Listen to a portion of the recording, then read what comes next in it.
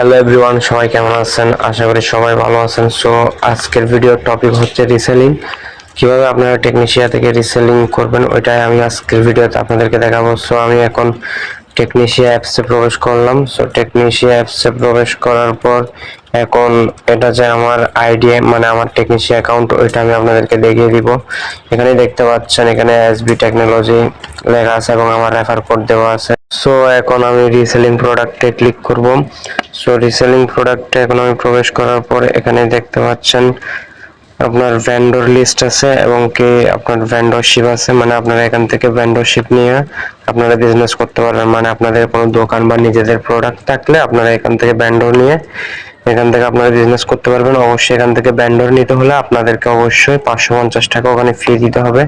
তারপর আপনার ব্যবসার নাম মানে দোকানের নাম এবং কি দোকানের বিবরণ এবং আপনার বিভিন্ন ঠিকানা এবং অ্যাড্রেস দিয়ে এখানে যে ফর্মটা দিয়েছে ওইটা পূরণ করে আপনারা এখান থেকে চাইলে ভেন্ডর নিতে পারবেন। সো এখান থেকে ভেন্ডর কিভাবে নেবেন ওইটা আমি দেখিয়ে দিলাম।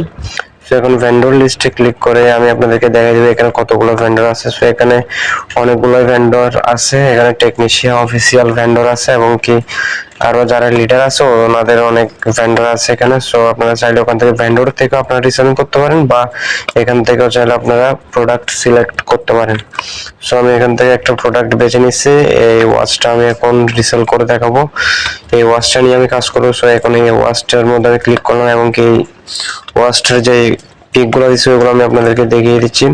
সো এখানে একটা হচ্ছে ভেন্ডর প্রাইস মানে যেটা হচ্ছে পাইকারি রেট ওইটা, আর একটা হচ্ছে রিসেলার প্রাইস মানে আপনারা যেটা বাড়তি সেল করে কমিশন নিতে পারবেন। সো এখানে সবকিছু দেওয়া আছে এবং এখানে পণ্যের বিবরণ দেওয়া আছে। সো পণ্যের বিবরণটা একটু ভালো করে পড়ে নেবেন, তারপর এখান থেকে ছবিগুলো আপনারা আপনাদের ফোনে সেভ করে নেবেন।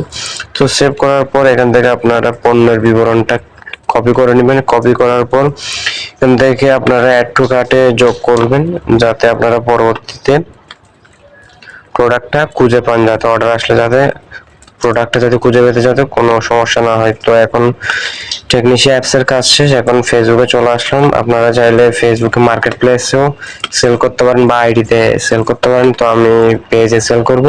সো এরকম একটা পেজ আপনারা খুলে নেবেন। কীভাবে পেজ খুলবেন সেই বিষয়ে আমার ইউটিউব চ্যানেলে অবশ্যই ভিডিও আছে, ওখান থেকে আপনারা চাইলে দেখে নিতে পারেন। সো আমার পেজে আমি এখন কিভাবে ওইটা আপলোড করবো ওইটা আমি আপনাদেরকে দেখিয়ে দিচ্ছি। সো এখানে দেখতে পাচ্ছেন কিভাবে আপলোড করতে হচ্ছে। তো এখান থেকে ফটোতে আসার পর এখানে আপনারা ফটোগুলো সিলেক্ট করবেন, মানে যেই প্রোডাক্টটা আপনারা সেল করবেন ওইটা এখানে সিলেক্ট করতে হবে। সো এখান থেকে এক এক করে আমি ফটোগুলো এখান থেকে সিলেক্ট করে নিলাম। সিলেক্ট করার পর এখানে আপনারা যে পণ্যর বিবরণটা আপনারা কপি করছেন ওই পণ্যর বিবরণটা আপনাদেরকে এখানে পেস্ট করতে হবে। সো এখন এখানে পেস্ট করবেন। সো এখানে পণ্যর বিবরণটা এখন পেস্ট করে দিলাম।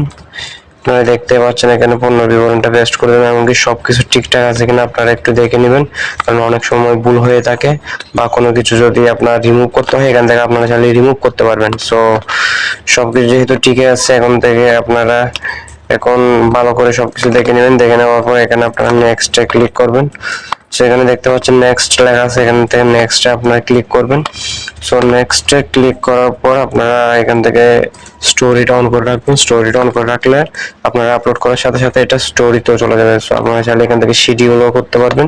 শিডিউল করার জন্য আপনাদেরকে এখান থেকে অবশ্যই শিডিউল আসতে হবে। সো শিডিউল আসার পর এখানে আপনারা দেখতে পারবেন এরকম একটা ইন্টারফেস চলে আসবে। সো এখান থেকে আপনারা ডেটটা আপনারা এখান থেকে সিলেক্ট করবেন, মানে আপনি কত তারিখ এটা আপলোড করবেন ওইটা। সো এখান থেকে ডেটটা সিলেক্ট করার পর এখানে আপনি কয়টা বাজে টাইমটা এখান থেকে সেট করবেন। সো টাইমটা এখান থেকে সেট করে দিবেন। এখানে আমি টাইমটা সেট করে দিচ্ছি। সো টাইমটা এখান থেকে অবশ্যই সেট করে দিতে পারবেন। সো আমি যেহেতু শিডিউলে রাখবো না, আমি এখনই আপলোড করে দিব প্রোডাক্টটা। সো আমি এখান থেকে শিডিউলটা আমি অফ করে দিব, পোস্ট নাওতে ক্লিক করব। এখন থেকে এখানে উপরে কর্নারে দেখতে পাচ্ছেন পোস্ট নামে একটা লেখা আছে, এখান থেকে পোস্টে আমি ক্লিক করব। সো এখান থেকে দেখতে পাচ্ছেন পোস্টে ক্লিক করার সাথে সাথে কিন্তু এখন কিন্তু এটা কিন্তু পোস্ট হয়ে যাচ্ছে, একটু লোডিং নিছে।